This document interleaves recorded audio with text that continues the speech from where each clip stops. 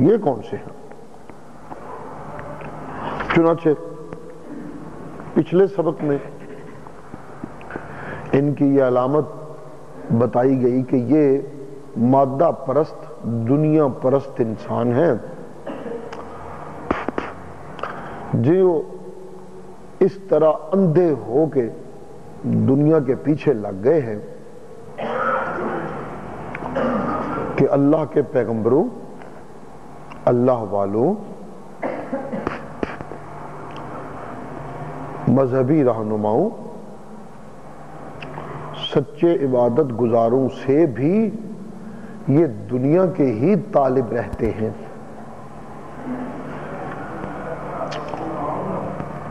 حالانکہ دنیا کے دھندے اور دنیا کا لین دین ان سے مناسب ہے جو دنیا کا لین دین کر رہے ہیں، جو دنیا کے دھندوں میں ہیں۔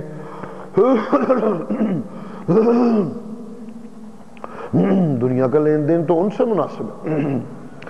لیکن یہ دنیا کی محبت میں اندھے یہ فرق بھی نہیں کر سکتے کہ بھئی دنیا کا لین دین کن سے کرنا ہے اور دین کی سوجھ بوجھ کن سے لینی ہے۔ اس طرح دنیا کے اندھے ہیں، اس طرح دنیا کے اندھے ہیں کہ یہ دین والوں سے، اللہ والوں سے، حتیٰ کہ اللہ کے نبیوں سے بھی دنیا کی ہی طلب اور دنیا کے ہی مطالبے۔ ظلم کی انتہا یہ کہ اللہ کے نبیوں کی صداقت کو بھی انہوں نے معیار دنیا کے منافع ہی بنا رکھے ہیں۔ پیغمبروں سے مطالبہ نہریں بہا دے، باغ لگا دے، کوئی خزانے لٹا تو پھر تجھے مانے۔ صرف زبانی وعدے کہ جنت ملے گی، حوریں ملیں گے، عزت ملے گی، قرآن پہ چلو گے تو زبانی وعدوں پہ ہم نہیں مانیں گے۔ کوئی خزانے بانٹے، کوئی نہریں لگائے، کوئی باغ لگائے تو پھر مانیں گے۔ یہ وہ انسان ہے جو بظاہر انسان ہے لیکن انسان ہے نہیں، یہ ڈنگر ہیں، ڈنگر، یہ بھیڑیے، ایک دوسرے کو کاٹنے والے کتے اور کمزور لوگوں پہ جھپٹنے والے بھیڑیے اور اپنے بیگانے کی تمیز سے نا آشنا خنزیر اور سور جو اوپر اوپر سے انسان نظر آتے ہیں، اندر سے انسان نہیں ہے۔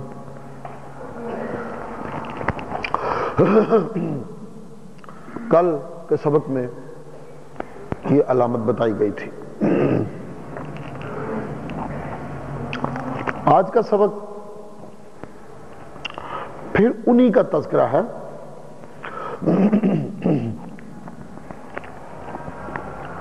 لیکن رخ اس طرف ہے کہ انہیں دین والوں سے نبھا اور دین والوں سے پیار اور اللہ والوں سے محبت کا دعویٰ ہے، اس لیے کہ فوت شدہ بزرگوں کو یہ پوجتے ہیں، انبیاء کو، اولیاء کو، ان کے نام کی نظرت، منت، نیاز، ان کے قبروں کے طواف، ان کی قبروں پہ سجدے،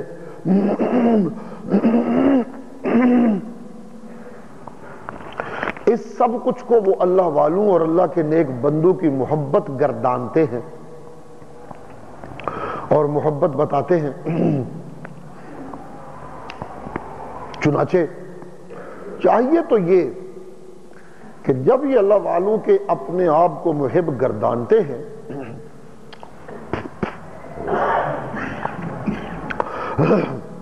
اصل میں دنیا پرستی کی جتنی بڑی دنیا اور جتنی وسیع دنیا کیوں نہ ہو، سچ کی آواز چاہے کتنی بھی نحیف اور کتنی بھی تنہا کیوں نہ ہو، آواز لگانے والا دنیا داروں کی نظروں میں چاہے کچھ بھی نہ ہو، کیونکہ اس کے پاس دنیا نہیں، اکیلا ہو، ساتھی کوئی نہیں، آواز حق کی شروع میں چاہے کتنی بھی کمزور اور کتنی بھی تنہا محسوس کیوں نہ ہوتی ہو، پھر بھی چونکہ سچ کی آواز ہے، وہ اس مادہ پرستی کی دنیا میں ایک ہلچل تو پیدا کرتی ہے۔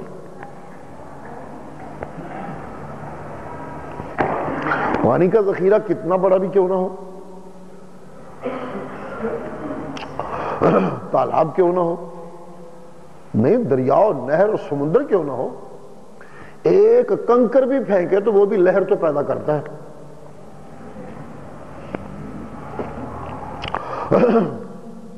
بلکہ میں سمجھتا ہوں کہ ایک چیز کا جتنا زیادہ شور ہو، اس کے مخالف تو ہلکی سی آواز اور چیز بھی بڑی محسوس ہوتی ہے، کیونکہ وہ انہونی ہوتی ہے دنیا کی نظر میں۔ جہاں جھوٹ ہی جھوٹ جھوٹ ہی جھوٹ، وہاں تو سچ سی ہلکی کی آواز بھی بڑی ہلچل ڈالتی۔ وہ بجلی کا کڑکا تھا یا صوت ہادی۔ اس لیے حضرت حالی اللہ کی رحمتیں ہوں بڑا ٹھیک منظر کشی کیا کہ ایک آدمی ہے، ایک آدمی وہ بالکل ساری دنیا سے الٹ جو کچھ ہو رہا ہے ایک آواز لگاتا ہے، صرف ایک آواز، ایک بندہ ایک آواز لگا رہا ہے۔ اس ایک آواز کو اس بھری جھوٹ کی دنیا اور شرک سے لدی اور گندی دنیا میں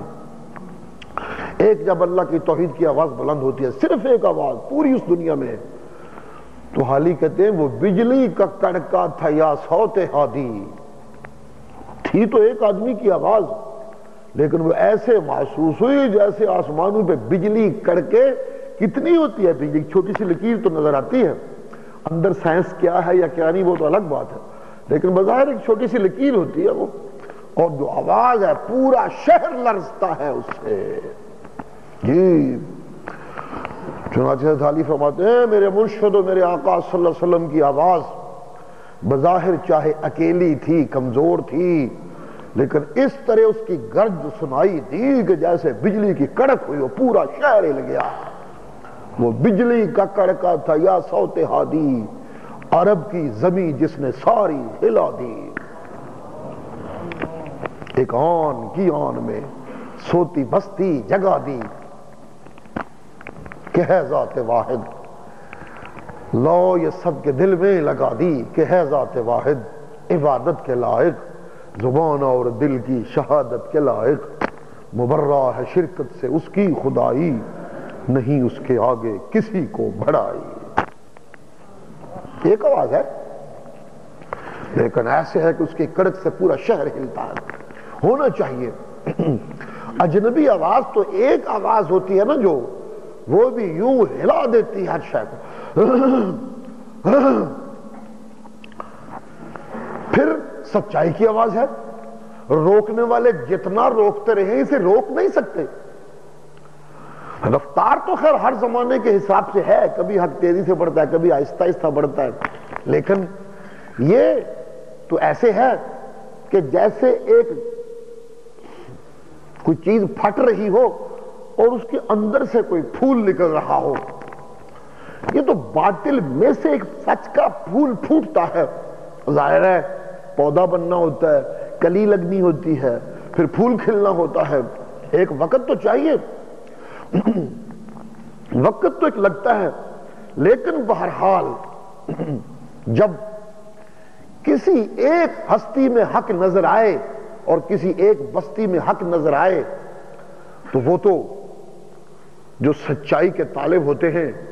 ان کے لیے تو وہ ایک مقام تمنا اور مقام حسرت بننے لگتا ہے، ہائے کاش کبھی ہم بھی ایسے ہوں۔ اسے پھر روکا نہیں جا سکتا، وہ پھر آگے بڑھتی ہے۔ چنانچہ ایک وقت ایسا آتا ہے کہ دنیا کے کتے اور دنیا کے پرستش کرنے والے اور مادہ پرست وہ بھی اپنے آپ کو یہ لیبل لگانے پہ مجبور ہو جاتے ہیں، اسی جی اللہ دے نبیوں نو مننے، اسی جی عاشق ہوں، اسی اللہ دے ولیوں نو پیار کرنے والے ہوں، اسی تے عاشق ہوں اللہ دے نیک بندیاں دے۔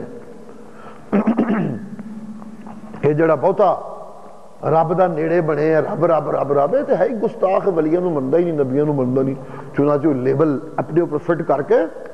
سچ والوں کو بدنام۔ یہ ایک پروپیگنڈا،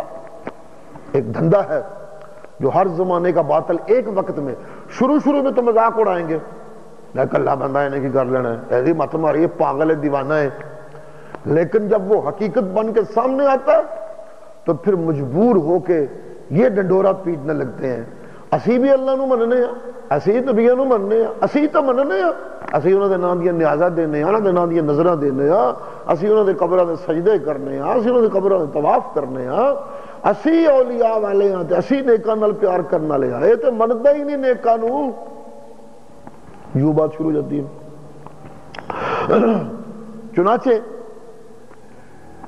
ہوتا کیا ہے؟ ہوتا پھر یہ ہے کہ یہ دنیا دار کمینے، یہ دنیا پرست کمینے اور تو کچھ کر نہیں پاتے، قرآن چیلنج کرتا رہتا ہے، اور کچھ کرنا دا دے کرو، لے آؤ قرآن مقابلے سے بنا لے آؤ، کل کے سبق میں بھی تھا، لاؤ کچھ 10 صورتیں ہی بنا لاؤ، سارا قرآن نہیں بنا سکتے، کچھ لے چاؤ مقابلے میں تاکہ مقابلے کا مزہ تو آئے۔